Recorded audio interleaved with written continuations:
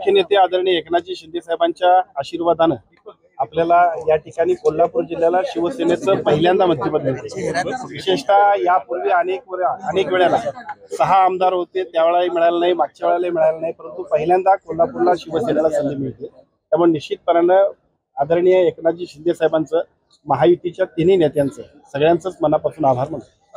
Backlog भरून काढला असं म्हणायचं, गारगोटीतून आश्वासन दिलं होतं, तुम्हाला आश्वासन दिलं होतं, आश्वासनाची पूर्ती झालेली आहे। निश्चितपणानं अतिशय चांगल्या पद्धतीनं संधी दिलेली आहे। त्या संधीचं सोनं करून कोल्हापूर जिल्ह्याच्या विकासामध्ये जेवढं योगदान देता येईल तेवढं देण्याचा प्रयत्न अत्यंत जबाबदारीने आपण करतो। शिवसेना यापूर्वी देखील बालेकिल्ला या ठिकाणी कोल्हापूर बालेकिल्ला राहिला होता, मात्र त्या ठिकाणी मंत्रिपद कधीच मिळालं नाही। मात्र ही जी पहिल्यांदाच शिंदे यांनी मंत्रिपद या ठिकाणी शिवसेनेला दिली, जी चूक ठाकरेंनी केली होती ती या ठिकाणी सुधारण्याचा प्रयत्न केला असं वाटतं। यापूर्वी सुद्धा शिवसेनेला कोल्हापूर जिल्ह्यानं भरभरून दिलं।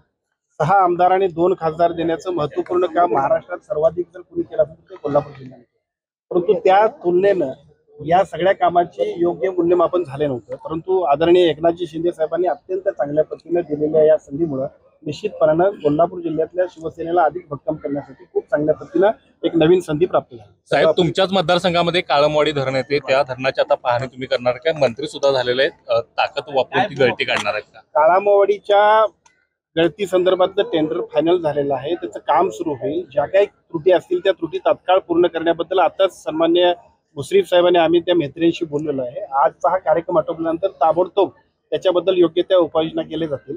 कोणत्याही परिस्थितीमध्ये लोकांना त्रास होणार नाही आणि धरणाची गळतीचं जे काही टेंडर निघालंय त्याचं काम गतिमान पद्धतीनं पूर्ण करण्याची अधिक जबाबदारीने काम करण्याची जबाबदारी आपण घेतो। या मंत्रिपदाच्या संधीमुळे निश्चितपणाने या सगळ्या प्रश्नांना अधिक गती देता येईल। यापूर्वी सुद्धा या सगळ्या कामासाठी आमदार म्हणून अत्यंत चांगल्या पद्धतीने आपण प्रयत्न करतो, परंतु मंत्रिपदाच्या संधीमुळे निश्चितपणाने या कामाला अधिक गतिमानता देता येईल। पालकमंत्री कोण आपल्याकडून आहेत मंत्री म्हणून कोल्हापूर जिल्ह्यासाठी आता नवीन एखादा प्रोजेक्ट आणायचा असेल डोक्यात तर तो नेमका आता काय असणार आहे तुमचं विजन? आता आदरणीय मुश्रीफ साहेबांनी जे सांगितलं, आजच आम्ही अंबाबाईला नमस्कार करायला आलोय। यानंतर कोल्हापूरच्या विकासासाठी अत्यंत नियोजनबद्ध पद्धतीने जे काम करायला पाहिजे ते करण्याचा आपण सर्वांना घेऊन काम करतो। पक्षाचे तिन्ही नेते आहेत, चांगल्या पद्धतीने निर्णय घेतले। शक्तीपीठ महामार्गाचं जसं म्हटलं तसं तो एक मुद्दा फडणवीस यांनी त्या ठिकाणी मांडला होता पहिल्याच पत्रकार परिषदेत। सांगलीपर्यंत विरोध जो आहे तो नाही आहे, मात्र कोल्हापूरमध्ये विरोध आहे। आम्ही त्याचं नोटिफिकेशन रद्द झालेलं आहे, त्या ॲक्युजेशनचं नोटिफिकेशन रद्द केलेलं आहे, त्यामुळे कोल्हापूरमध्ये हा रस्ता होणार नाही। त्यांनी सांगितलं की सांगलीपर्यंत रस्ता होईल, म्हणजे लोकांची त्याची तक्रार नाही तिथं होईल। त्याच्या पुढे जो आता मार्ग गोव्याला जातोय तिथं त्याला जोडणार आहेत।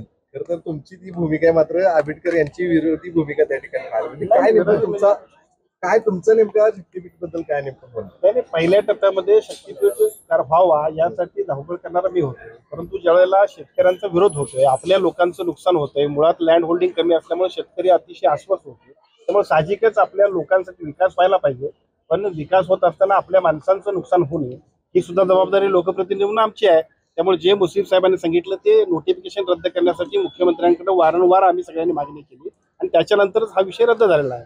आता गोकुळमध्ये सत्तांतर होणार का? कारण धनंजय माडिक यांनी म्हटलेलं की गोकुळमध्ये सुद्धा आम्ही सत्तांतर करू। नाही, आपण त्यापूर्वी सांगितलेलं आहे की जनरल राजकारण आणि सहकार वेगवेगळं आहे, अजून निवडणुका नाहीत। निवडणुकीच्या वेळेला काय करायचं त्या वेळेला समीकरण ठरतील, आज त्याच्यावर भाष्य करणं उचित नाही। अशाच ताज्या अपडेटसाठी महासत्ता न्यूजला सबस्क्राईब करा।